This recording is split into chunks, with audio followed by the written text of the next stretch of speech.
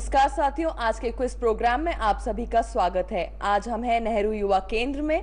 यहाँ पे हम भारत सरकार की अहम योजनाओं के बारे में बात करेंगे, जैसे कि स्वच्छ भारत अभियान योजना और बेटी बचाओ बेटी पढ़ाओ योजना। यहाँ पे उपस्थित युवा इनसे जानेंगे कि ये इन योजनाओं के बारे में कितना अवगत है, कितना ज्ञान रखते हैं। आप सभी युवा साथियों का बहुत बहुत स्वागत है। मैं आपसे जानना चाहूंगी कि भारत सरकार ने जो योजनाएं शुरू की हैं, जैसे कि स्वच्छ भारत अभियान योजना और साथ ही बेटी बचाओ बेटी पढ़ाओ योजना, इसमें से पहला प्रश्न मेरा आप लोगों से ये है कि स्वच्छ भारत अभियान योजना क्या है? जी आप बताइए, क्या है? हमारे प्रधानमंत्री जी द्वारा चलाई गई 2014 की 15 अगस्त 2014 को चलाई गई योजना है, जिसमें कि प्रधानमंत्री जी चाहते हैं कि जो गांधी जी का सपना पूरा करना चाहते हैं, जिन्हों के गांधी जी ने एक सपना देखा है कि हमारा स्वच्छ भारत हो और बहुत अच्छा सुंदर भारत हो और यहाँ पर गंदगी और जैसे ये पॉलीथीन वगैरह ये सब ना हो, जिससे कि लोगों को बीमारियां ना हो, और ऊपर से हमारा एक सुंदर स्वच्छ भारत बनाना ताकि बिल्कुल भी गंदगी ना हो और बाहर से पर्यटक हमारे देश को देखने आए, हमारे भोपाल को देखने आए। इसी को सुंदर बनाने के लिए जो योजना चलाई गई है और स्वच्छ रखने के लिए हमारे जो भारत देश की योजना चलाई गई है वो योजना है। जी, तो हमारे युवा साथी ने जो हमें जवाब दिया, इस पर हम जो ये सही है या गलत है, इस पर हम चर्चा करेंगे नेहरू युवा केंद्र के कोऑर्डिनेटर सुरेंद्र शुक्ला जी से। सर, मैं आपसे जानना चाहूंगी कि जो युवा भाई ने जवाब दिया है, आप क्या कहेंगे कि सही है? बिल्कुल पूरी जानकारी है इनको कि प्रधानमंत्री जी ने अभी 15 अगस्त को ही ये योजना लागू की है। बिल्कुल सही जवाब है और इन्हें हमें लगता है कि इनको पुरस्कार देना चाहिए। जी। तो इनके सही जवाब पे इन्हें पुरस्कार दिया जाएगा। Thank you. मेरा दूसरा सवाल आप सभी साथियों से यह है कि इस योजना में, स्वच्छ भारत अभियान योजना में कौन कौन सहभागी हो सकते हैं? जी बताइए। इस योजना में देश के सभी युवा, बच्चे, बड़े और कोई भी पद का कोई भी इंसान, कोई भी व्यक्ति इसमें शामिल हो सकता है। इसमें कोई भी ऐसा कोई रिस्ट्रिक्शन नहीं है कि इस वर्ग के लोग या इस दूसरे वर्ग के लोग ही शामिल हों। इसमें सभी जितने भी देश के लोग हैं सब अपना सहयोग दे सकते हैं। सब अपने हिसाब से अपने लेवल पर वो सफाई कर सकते हैं और देश को स्वच्छ बना सकते हैं। जी बिल्कुल सही। तो जो आज का युवा है या हर वर्ग का व्यक्ति है, वो इसमें अपना सहयोग दे सकता है। सर, आप क्या कहेंगे? बिल्कुल सही बात है। सबसे ज़्यादा दारोमदार युवाओं पे है, क्योंकि अपना देश जो है वो युवाओं का देश हो चुका है। और ऐसे में अगर युवा ये जानकारी रखते हैं और इस पे अपनी सहभागिता रखते हैं तो मैं समझता हूँ कि बिल्कुल सही बात कही है। इन्हें भी पुरस्कृत करना चाहिए। तो हम इन्हें भी पुरस्कृत करेंगे।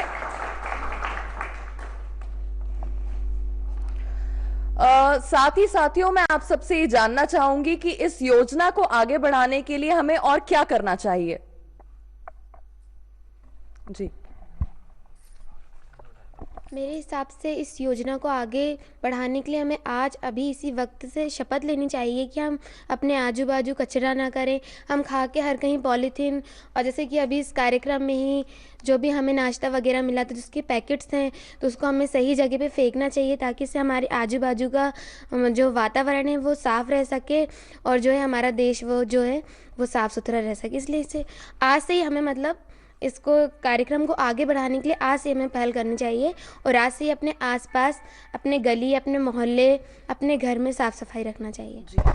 तो बिल्कुल सही कि इस योजना के तहत हमें आगे बढ़ना चाहिए और साथ ही अवेयरनेस के तौर पर हमें अपने घर से ही इसकी शुरुआत करनी चाहिए। इन्हें भी पुरस्कृत किया जाना चाहिए।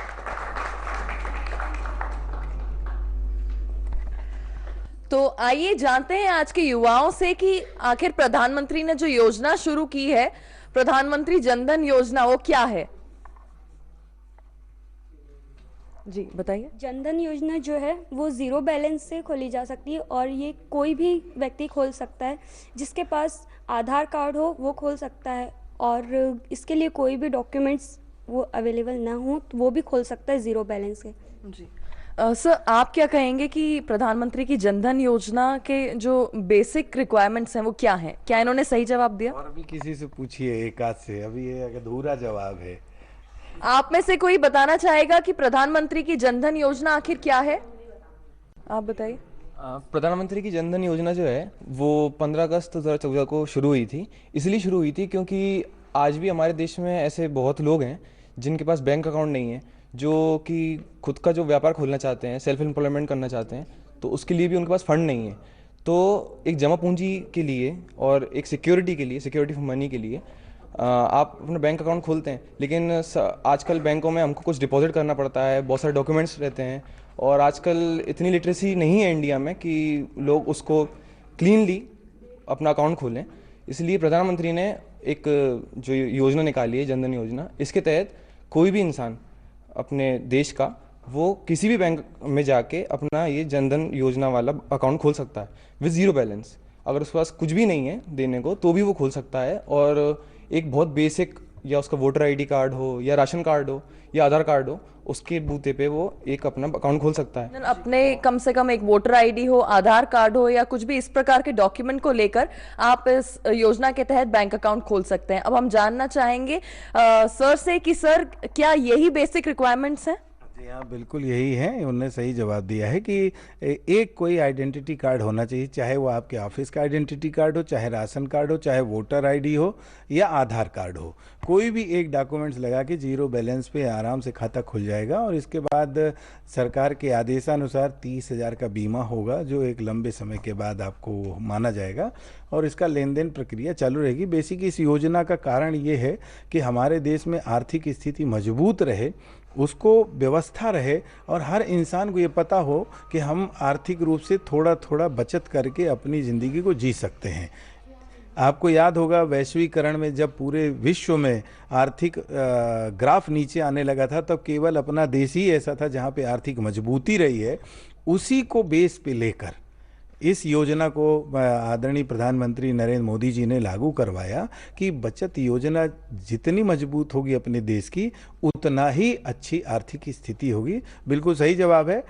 उनका भी जवाब सही है और कुछ हद तक इनका भी जवाब सही है, तो मुझे लगता है इनको पुरस्कृत करना चाहिए।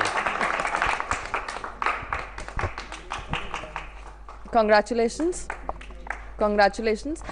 साथियों, मैं अब आप लोगों से जानना चाहूंगी कि नेहरू युवा केंद्र की इस योजना में क्या सहयोग है, किस तरीके से नेहरू युवा केंद्र इसमें सहभागी है, बताइए। नेहरू युवा केंद्र के जो NYC हैं, वो किसी भी व्यक्ति के जिसका खाता नहीं खुला है, वो बैंक में उनको साथ ले जाके और बैंक में पहले अपना परिचय दें और बताएं कि हम यहाँ से आए हैं, इन लोगों का खाता नहीं है, इनका खाता खुलवाना है। फिर वो उनसे डॉक्यूमेंट्स मांगेंगे, वो डॉक्यूमेंट्स आप उनको बताएंगे, वो डॉक्यूमेंट्स आपको देंगे, फिर आप उनका खाता खुलवा सकते हैं। सर जी, आप बताइए। जैसे कि क्वेश्चन किया गया है कि नेहरू युवा केंद्र में इसका क्या योगदान है। जैसे कि हम वॉलेंटियर NYC हैं, हम सभी गांव में जाते हैं और सभी को बताते हैं कि मतलब प्रधानमंत्री जन धन योजना कि इसमें अकाउंट कैसे खुला जाएगा। उसमें हम बताते हैं कि आपका एक ID प्रूफ लगेगा, कोई सा भी राशन कार्ड हो या आधार कार्ड हो या निर्वाचन आयोग का मतदाता पहचान पत्र, उसके आधार से एक सिर्फ आपका ID प्रूफ लगेगा। उसके बाद आपको उसमें है ना कोई उसमें मतलब अकाउंट खोलने के लिए कोई पैसा नहीं लगेगा, सिर्फ शून्य बैलेंस रहेगा तो उसमें भी खुल जाएगा। उसमें आपको 5,000 तक का मतलब जब आप खाता खोलते हैं उसमें 6 महीने तक आपको वो ना निरंतर चालू रहना चाहिए, उसमें पैसे डोनेट मतलब लेन देन चालू रहना चाहिए। उसके बाद जब 6 महीने हो जाते हैं उसमें आपको सरकार 5,000 रुपये लोन के उस टाइप से दे देती है।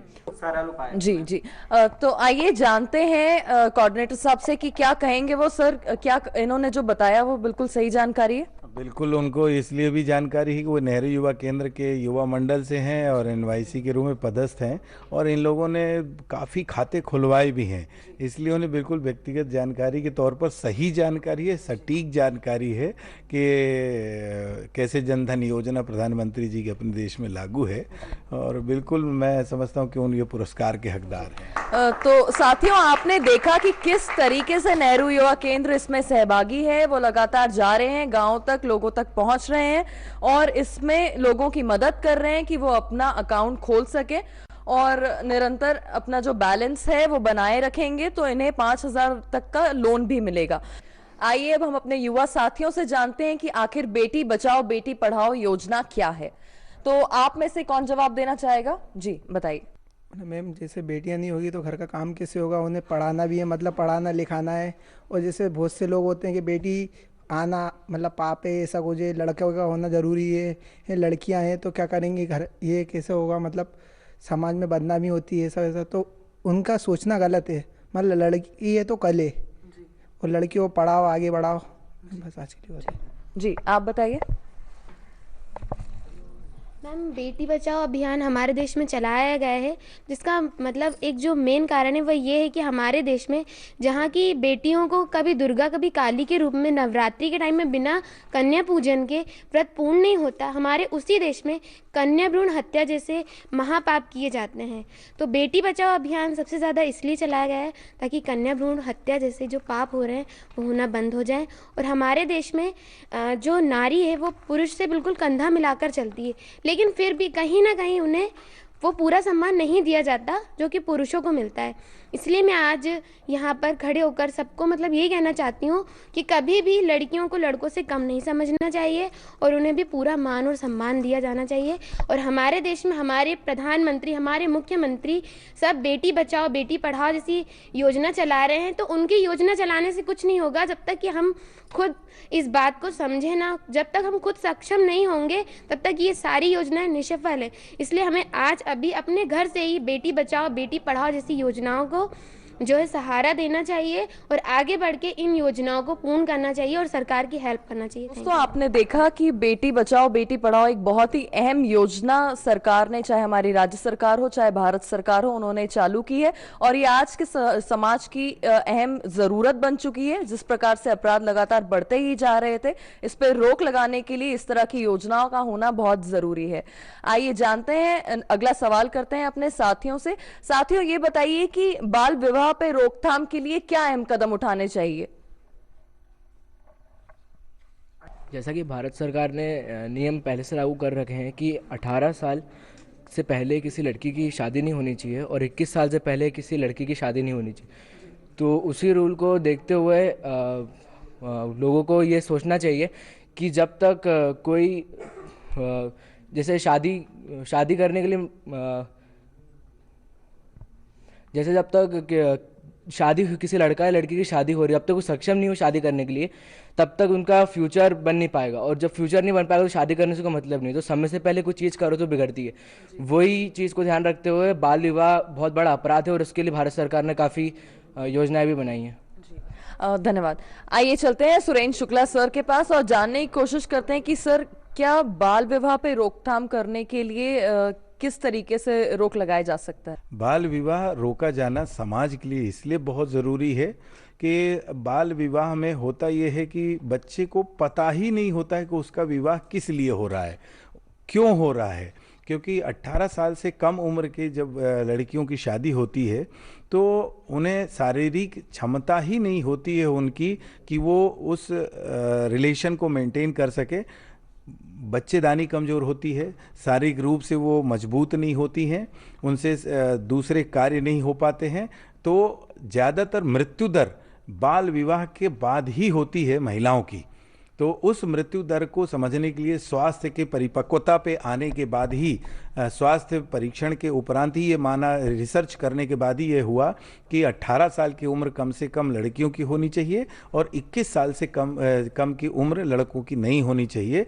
18 और 21 की उम्र में ही विवाह आवश्यक है। इसलिए बाल विवाह रोकना बहुत ज़रूरी था। इसीलिए बाल विवाह कानून रोकने के लिए बनाया गया अपने देश में। बिल्कुल सही बात है। तो साथियों, जैसे कि आप जानते हैं कि बाल विवाह पे रोकथाम के लिए सरकार द्वारा एक निर्धारित आयु रखी गई है 18 साल, जिसके बाद ही जिसे सोच समझ कर रखा गया है, जिससे कि मानसिक रूप पे, शारीरिक रूप पे लड़की लड़के जो हैं वो विकसित हो जाएं और उसके बाद ही जिंदगी के इस अहम कदम को, इस अहम पड़ाव तक बढ़ सकें। तो आइए अपने साथियों से और आगे के प्रश्न पूछते हैं और जानते हैं कि एक दहेज प्रथा की कुरीति है जो बहुत समय से चली आ रही है, इस पे रोकथाम लगाने के लिए क्या करना चाहिए? जी बताइए। दहेज प्रथा पे रोक लगाने के लिए सबसे पहले हमें लड़की के घर वालों को अवेयर होना पड़ेगा, जिसके कारण अगर कोई भी लड़के वाले अगर दहेज मांगते हैं तो लड़की को साफ मना कर देना चाहिए कि वह शादी नहीं करेंगी। और जो दहेज प्रथा है ये हमारे पूर्वजों ने सिर्फ एक आशीर्वाद के रूप में चलाई है, लेकिन जो आजकल के जो लोग हैं उसको एक लड़के बेचने का तरीका मान रहे हैं, जिससे वो कई ज़्यादा डिमांड करते हैं। अगर लड़कियों की नहीं रहती है, अगर उन लोगों की फैमिली के फाइनेंशियली नहीं हो पाता है तो वो नहीं दे पाते, जिसके कारण लड़कियों के ऊपर भी कई ज़्यादा प्रॉब्लम्स आती हैं, जिसके कारण लड़कियां कभी कभी सुसाइड भी कर लेती हैं। Thank you sir. आप बताएं कि दहेज प्रथा को रोकने के लिए जो उन्होंने जवाब दिया वो क्या सही था, और आप क्या मानते हैं किस तरह से रोकथाम लगाई जा सकती है इस पे? दहेज प्रथा पे सबसे पहले तो अपने देश में कानून ही आ गया है कि दहेज प्रथा अगर कोई लेता है और जिसकी सूचना अगर थाने पे या कलेक्टर कार्यालय पे या एसडीएम कार्यालय पे दी जाती है तो उसके विरुद्ध दहेज एक्ट के तहत कार्रवाई की जाती है, उनको जमानत भी नहीं मिलती है। ये तो दहेज देने और लेने के पहले की बात है। अगर शादी के बाद, विवाह के बाद अगर दहेज मांगा जाता है तो उसमें ज़मानत ही नहीं है। और बिल्कुल सही बात है इनका कहना कि इससे लड़कियों में बहुत मानसिक प्रताड़ना होती है, उस परिवार को प्रताड़ना होती है, जिससे लड़कियां तो सुसाइड करती हैं, उनके माता पिता भी कहीं समाज में इस बात को नहीं बर्दाश्त कर पाते और उन्हें भी बहुत जगह सुनने को मिलता है कि कहीं आग लगा लिया, कहीं फांसी लगा ली, कहीं कुएं में कूद गए। इस वजह से दहेज प्रथा का विरोध कानूनन तो है ही, सामाजिक रूप से भी बहिष्कार करना चाहिए। और इनका जवाब एक बहुत अच्छा ये था कि लड़कियों को स्वयं को विरोध में खड़ा होना पड़ेगा। ये बहुत बड़ी बात है, इसलिए निश्चित रूप से इनको भी आप सम्मानित कर सकती हैं। कॉन्ग्रेचुलेशंस। तो साथियों, आपने देखा कि किस प्रकार से दहेज प्रथा की जो एक कुरीति है उसको लेकर एक अवेयरनेस आ गया है। युवा आज का अवेयर हो चुका है और साथ ही समझने लगा है कि महिलाएं हो चाहे पुरुष हो, वो कंधा से कंधा मिलाकर चलने लगे हैं और दोनों ही सक्षम है। इसीलिए इस प्रकार से जो बेटी को बेचने का काम पहले किया जाता था उस पर अब रोक लगनी चाहिए। आइए अगला सवाल करते हैं अपने युवाओं से कि क्या बालिकाओं के लिए शिक्षा का अधिकार बना है? आप लोग क्या मानते हैं? क्या युवा मानता है कि बालिकाएं भी शिक्षा के लिए अधिकृत है? आप में से कोई इस पर जवाब देना चाहेगा? जी बताएं। बालिका को पढ़ना बहुत ज़रूरी है कि इस प्रकार से वो कुछ भी कर सकती हैं। जैसे कि अभी शादी के बीच में आया था कि लड़की पढ़ी लिखी नहीं है तो उसको मार ठोक के घर से भगा देते हैं। अब तो मर्द भी कुछ नहीं कर पाता है जैसे कि लड़कियां कर सकती हैं। जैसे कि लड़कियां अच्छी अच्छी जॉब ढूंढ सकती हैं। उस प्रकार के बहुत अनसुखी बहुत सारे समाज में बहुत सारे विवाद होते हैं कि लड़की पढ़ी लिखी नहीं है, दहेज महेज नहीं लाती है। उस समय शिवराज सिंह चौहान ने आजकल बहुत अच्छी बेटी बचाओ अभियान शुरू कर चुके हैं, तो इस वजह से लड़की उस प्रकार से पढ़ भी सकती है। सरकारी स्कूल खुलवाए हैं, कई कई योजना बनाई हैं, उस प्रकार से लड़कियों को बहुत अच्छा महत्वपूर्ण मिलता है। धन्यवाद। सर, आप क्या कहेंगे कि क्या बालिकाओं के लिए शिक्षा ज़रूरी है? जी हाँ, बिल्कुल बहुत ज़रूरी है। आप देख रही हैं कि शिक्षा जब बालिका लेती है तो कहाँ तक उड़ान ले सकती हैं। आज पायलट हैं, ब्यूरोक्रेट्स हैं, टीचर्स हैं, प्रोफेसर्स हैं, इंजीनियर्स हैं, इवन स्पेस तक जाती हैं। सुनीता विलियम, कल्पना चावला जैसी लड़कियां हैं। अपने देश में आप देखेंगे मंत्री हैं, मिनिस्टर हैं, प्रशासक हैं, बैंकों की सीईओज हैं। तो लड़कियों के इन सब के अलावा एक महत्वपूर्ण बात बताएं कि लड़कियां जब पढ़ी लिखी होती हैं, चाहे वो जॉब ना करें, परिवार को बहुत अच्छे से रखती हैं। उनको पता है कि उनके पति को क्या चाहिए, उनके बच्चों का लालन पोषण कैसे होता है वो चाहिए, घर को कैसे व्यवस्थित रखना चाहिए। इन सब के लिए एक पढ़ी लिखी महिला होना बहुत आवश्यक है। इसलिए बेटियों को पढ़ाने के लिए हमारी भारत सरकार ने ये योजना बनाई है। तो आप सभी जानते हैं कि जो महिलाएं हैं वो आज हर क्षेत्र में पहुंच चुकी हैं। महिलाओं को जरूर एक तरह से कहा जा सकता है कि ये मास्टर ऑफ ऑल ट्रेड्स हैं। हर फील्ड में ये आज के समय पर हैं और शिक्षा का प्रावधान इनके लिए है और इनका अधिकार है ये। मैं अब आप साथियों से ये जानना चाहूंगी कि जो नाबालिग लड़कियों के साथ अपराध हो रहे हैं उस पे रोकथाम के लिए सरकार ने क्या कानून बनाए हैं? में जो केस हुआ था वो उसके लिए सरकार ने आज आजीवन कारावास के लिए रोकथाम उठा चुके हैं कि जो दिल्ली में जो हो चुके हैं सारे केस, जो अपने भोपाल में, दिल्ली में सबसे ज़्यादा केस हुए हैं, तो उसके लिए सरकार ने बहुत सारी योजनाएं बना चुकी हैं कि पुलिस है, अब तो पुलिस भी दिल्ली में बहुत ज़्यादा है कि इससे लड़कियां बहुत ज़्यादा है, सेफ्टी उनकी बना चुकी है। थैंक यू, धन्यवाद। आइए जानते हैं सुरेंद्र शुक्ला सर से कि वो क्या कहेंगे इस बारे में कि नाबालिग लड़कियों या सामान्य तौर पे लड़कियों के साथ जो अपराध हो रहे हैं उस पे किस तरह से रोकथाम लगाई जा सकती है। जी देखिए, अपने देश में पहले से ही बलात्कार और चाहे वो बालिका कैसी भी हो, इस पर कानून बना रहा है। लेकिन दिल्ली में निर्भया कांड के बाद कानून और सख्त हो गया। पहले सज़ा का प्रावधान बहुत कम होता था, अब जो है इसमें आजन्म कारावास तक की सजा है, और किसी कारणवश लड़की की हत्या कर दी जाती है, महिला की हत्या कर दी जाए तो उसमें फांसी तक की सजा का प्रावधान है। तो भारत सरकार ने इसको बहुत सख्ती से लागू कर दिया है। और आप अक्सर देखती होंगी कि जब भी कोई ऐसी दुर्घटना होती है समाज में तो कानून उसे सख्त से सख्त सजा देता है। मुझे लगता है कि इसमें इनको पुरस्कृत किया जाना चाहिए। जी आइए हम इन्हें पुरस्कृत करते हैं। इन्होंने जवाब दिया था हमें कि बेटियों को, बालिकाओं को किस तरीके से बचाया जा सकता है।